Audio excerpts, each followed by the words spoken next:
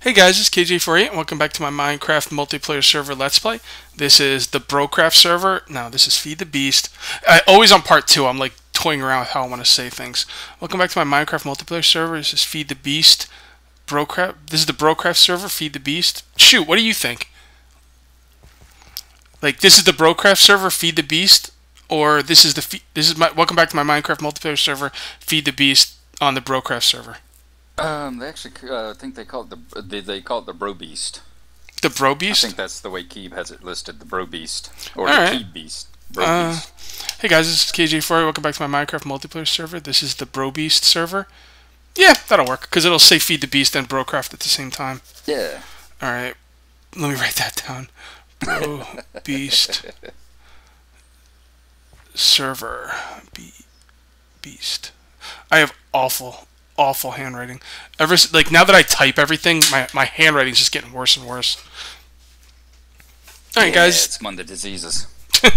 Alright, guys, it's KJ48. Welcome back to my Minecraft multiplayer server. This is the Bro Beast server, and this is part 2. Yeah, that'll work. And I'm here with Narlo.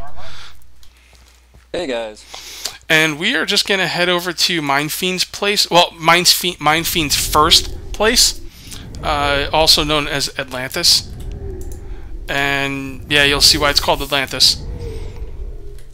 Much cheaper than the resort. Yeah, actually, I kind of want to go up top and show it from the water, just for a minute, because that's where it's really impressive. Like, you just see blue and you're like, whatever, it's underwater. But when you like look up top, it's like, wow. Let's go up here. Like, there you go. There's Atlantis. Pretty sweet. He's actually moved out, so he hasn't torn down too much, though, so we're just going to look around. Jeez. This guy says he builds slow, too. He's insane. Yeah. So, over here, he's got, like, a very, very rudimentary Thaumcraft setup, although I really like the way he's got his cauldron set up. If your gnomes can... Or, not gnomes. Yeah, gnomes. If your... if your golems can actually get down there and do what they need to do, I'm probably going to steal this setup, because it's really good. Yeah, so he's got the barrel sorting system here. He's actually started to take it down. Over here is kind of like, he just went crazy, you know? Like, there's not much rhyme or reason. He just started building, like, automated setups everywhere. I like what he did here. He actually took rubber wood and used his gravity gun, and he moved it, like, from wherever it was to here, perfectly aligned so he could tap these really easily. That's a really good idea. Much easier than the old tech way that he did, where he had to actually grow them, and if they weren't facing the right way, he had to cut them down and grow them again. Oh, okay. One thing you guys watching this video need to know is that Minefiend is, let's say, prickly about equivalent exchange mod. So when you tell me on Tekkit he's like tapping trees, I'm like, why? That's what the energy condenser's for. And I was like, oh wait, it's Minefiend. So Minefiend, yeah. Even Equivalent Exchange 3, man, this guy's hardcore, man. I'm like, Equivalent Exchange 3 has definitely been nerfed a lot. I mean, it's not like Equivalent Exchange 2 was. And he's like, no, if you could take one flower and use the Minium Stone to get another flower, that's OP. And I was like, man, this guy's hardcore. Yeah, when you talk about the Techno versus Mage Wars, he's very clear which side he's on. That's cool, though. He respects that Equivalent Exchange is a very fun mod, and he's not saying anyone's wrong for using it. He's just saying he doesn't like to use it. It's just not for him, exactly. Yep. I had some good points, too. I'm going to defend my stance. I told him that you can just grab bone meal and, bone meal up flowers repeatedly, and that's kind of OP as well. So there's all kinds of little nuances in this game. It all just depends on how you want to play. One thing I will say about Equivalent Exchange while we're on the topic, even with Equivalent Exchange 3, you can make automatic diamond factories quite easily. I've never done it. I never will do it. I know how to do it, but I'm not going to.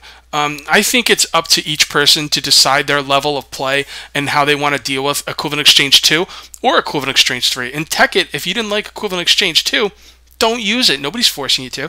And that's how I feel, like the same thing with Equivalent Exchange 3. Like, I could easily put together an automatic diamond farm, and I'm not going to. And that's just the way I feel. Like, I like that it's in the game, because if someone wants to use it, God bless them. If I don't, then I don't have to. Exactly. And like, the way I feel about quarries, you know. People want to dig with quarries, that's perfectly fine. I prefer to be down under the ground with my little pick. Yep, yeah. I mean, and like, I use equivalent exchange. I use the minium stone. We're talking about equivalent exchange 3 here. I use the minium stone for things like for basalt. Like, like, is anybody really going to look down on me because I don't want to go looking for a volcano? Like, listen, man, I'm 36 years old. I have limited game time. I'm not home all summer from school with nothing to do. And God bless those who are, because I wish I was, but I'm not. I can't spend ridiculous amounts of game time with stuff like Greg Tech and like these ridiculous things you have to go farm. So I like equivalent exchange 3. I think the medium stone's pretty balanced, although being able to make diamonds is a little much. But you can't make tin with it, and you can't make copper, and those are really in short supply. So you definitely got to go mine. You can't do it all. Certainly. So sorry about that little equivalent exchange rant. Now we're definitely not getting to my place today, or in this video. But I see someone's going to be off the white list. Yeah. All right. So what do we got here? It looks like he's got a macerator, which is that's it. This is just a macerating thing. Oh, this is an automated system to make carbon plate. So basically, he puts the coal in the macerator. It turns it into I don't know why there's a chest here, but it turns it into this coal dust. Then he has an automatic crafting bench making the raw carbon fiber, to an automatic crafting bench making the raw carbon mesh, to a compressor which comes out as carbon plate. I like the idea of these things. I'm actually debating myself whether I want to use these in my single player world. The problem with it is it's fugly. It just looks like a Frankenstein monstrosity. And like I've built these before. I built these a lot. I built these a lot in Tekkit. I went crazy in Tekkit, but I'm kind of trying to make things look better. That's why I use the thermal expansion machines. So I'm kind of debating, guys. Anyone wants to leave in the comments? Do you like this kind of stuff? Do you want me to make this kind of stuff? Because to be perfectly honest, I can make these carbon plates in no time by hand. I don't need an automated system. But you know what? This is Feed the Beast. Automation is the name of the game. So maybe I'm missing the point if I don't automate it. I don't know. Just thinking out loud. All right, so he's got another bat box here with an extractor. That's obviously for rubber. Then he's got another bat box here for macerator. What's this making? Just random stuff, I guess. And then he's got an electronic furnace making whatever he was making. Okay, so it looks like this was his first room. Yes. That's where he started. Yeah, maybe I should make an automation room. Just make a room where it's just automated devices. That way it's going to look like crap, and it's supposed to. I'm going to have to think about that. The problem is on my single player world, I'm missing a lot of space. I'm starting to get crowded. Yeah, Go ahead. I hardly build any automation, but I love the way it looks. Like you're talking about with the, it's just kind of fugly over there. It appeals. I love the steampunk aesthetic. So it's like I'd like to see a few more pipes and some gears and possibly some steam blowing out of it. All right, that's you know what? Everybody's got what they're into. Actually, on a little side note, with applied energetics, this will probably be all mute anyway, or moot, because applied energetics has its own crafting setups. So I guess I won't bother. But I don't know. Kind of thinking out loud. But anyway, let's move on. This is I guess this is his main control room, and he's got the time up there. He's got a bunch of chests down here. This used to be all barrels. He took it down. This is an automated dark iron maker. If you watch my single player world, you'll know what this does. It just put dark iron in there. Wait, what? Oh, there you go. Deployer. You just put an iron block in there. It will deploy it, and then this block breaker is on a delay, and it'll break up the block and put it in the barrel. Pretty neat setup. This sign was meant for me. Please remember to turn off all farms after use, because I logged off one day and left this freaking lag-inducing mob farmer on like an idiot. So, but that's good there because I won't forget. He's got a bunch of mob spawners this way that I'm not really sure to get to, and I'm probably not going to bother. Let me see. Yeah, they're up Maybe I can. up through the Oh, here we go. and up in the tower. Yeah. So yeah, this is just stuff falls. Let's see what he's got up here. Yeah, it looks like he's got transceivers to turn these on and off, and all kinds of crazy stuff, and a bunch of I forget what these things are called. Transposers, I want to say. I think so. Or I can't remember what they're called. You know, they suck things up, and that way you could just get never-ending stuff over here. He used a lot of these redstone engines before he had his assembly table, or else he would have just used Antarctic gates. He now has Antarctic gates, though, so you won't see these in his new place. So yeah, just mob grinder stuff. He taught me some really slick ways to get to take advantage of a bug in the game where you can like get a tier 5 of whatever. You can get like a tier 5 cow spawner, and then you go and kill one like, let's say wither, or not wither, but wither skeleton. And if you get a shard with one wither skeleton on it and a tier 5 cow shard, you can combine them and make a tier 5 wither skeleton spawn.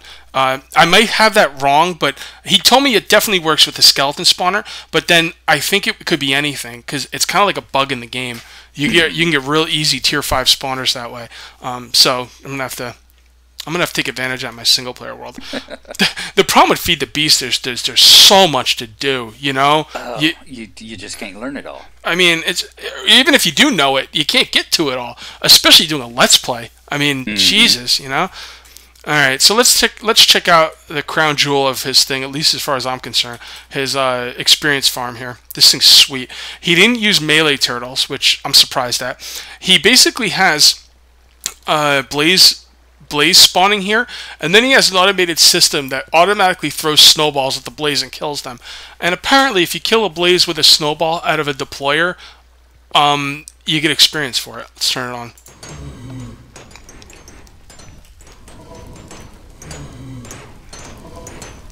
So I don't know, he should put these all in the same switch, but there you go. So now it's going to throw snowballs at him. See, there's the snowballs. And you turn that on, and then you just come down here, and you hang out at the brain in a jar. Piece of cake. I love it. I have not gotten the... I've gotten a couple nice nice enchant books, but I haven't gotten the one I really wanted. I need a recharge enchant. I need it bad, because my Wand of Equal Trade is hurting really bad. So yeah, I mean, the Wand of Equal Trade, I need to get a charge on that. Charging enchant. So let's turn these off. What does the charging enchant do? Have you used wands yet?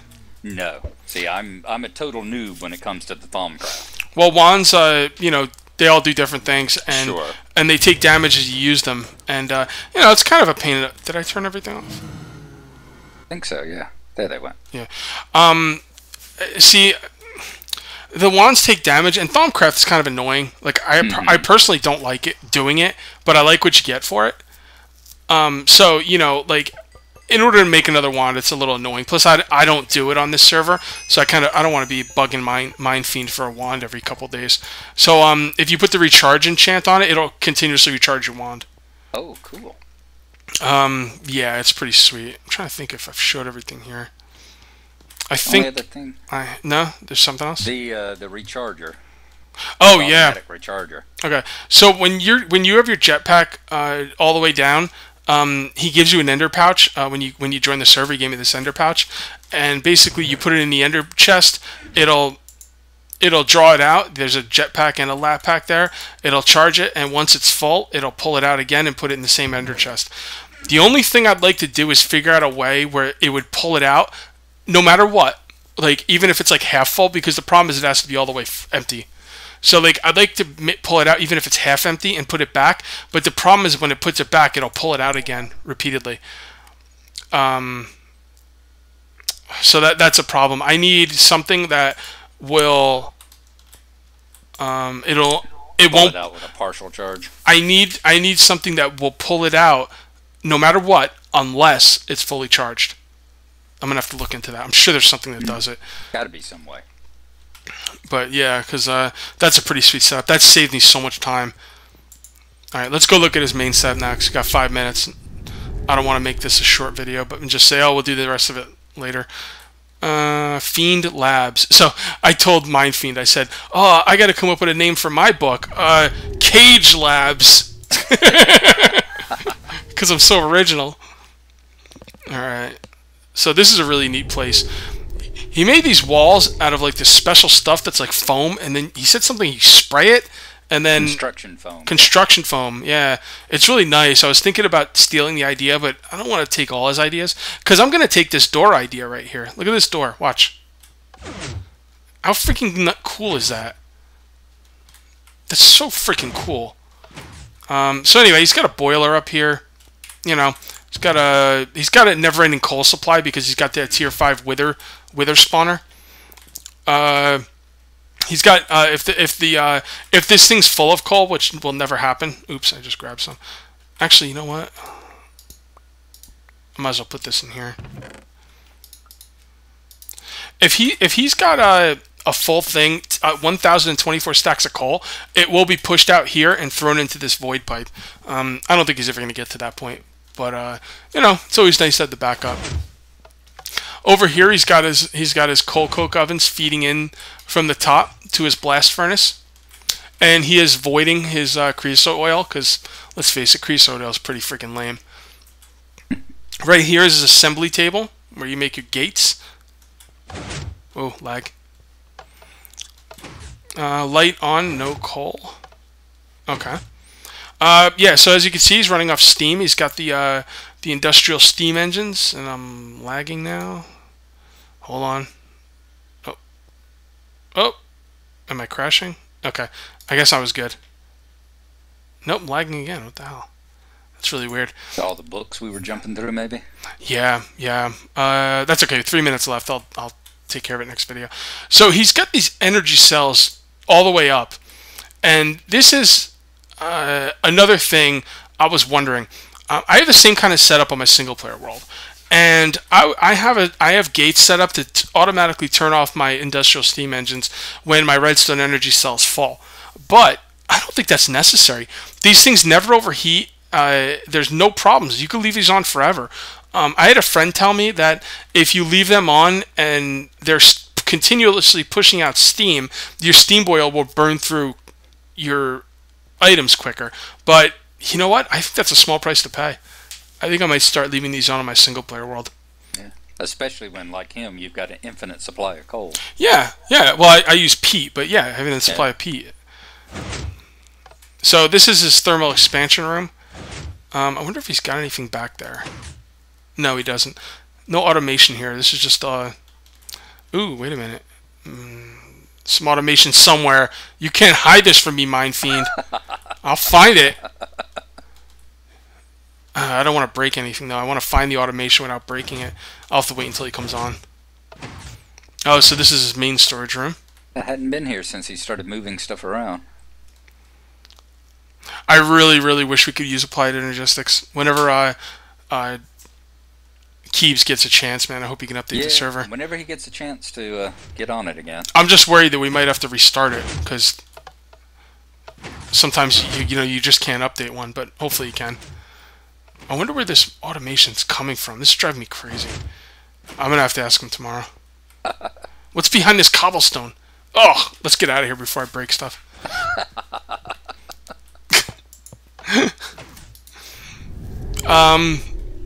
So yeah, I guess that's about it for everyone's place but mine. Oh, he doesn't even, Dwendon doesn't even have a book, does he? Yeah, like I said, his place, he's basically got a little hut like mine, and that's all. He was actually on for about an hour last night, kind of wandering around, still deciding what he was trying to do. Man, when you have limited time, you gotta, like, have a plan, man. Yeah. Well, he says he wants to really wait until we get the server updated, so he doesn't go out a ways, find a place, and then has to go out further for the new stuff, you know? Good, yeah, good idea. Yeah, good idea. Okay, we're coming up to the end of the episode, so I'm going to cut this one here, and when I come back, we'll look around my place. So that's going to be it for part 2, and we'll see you next time for part 3. Till then, take it easy. Bye-bye. There you go.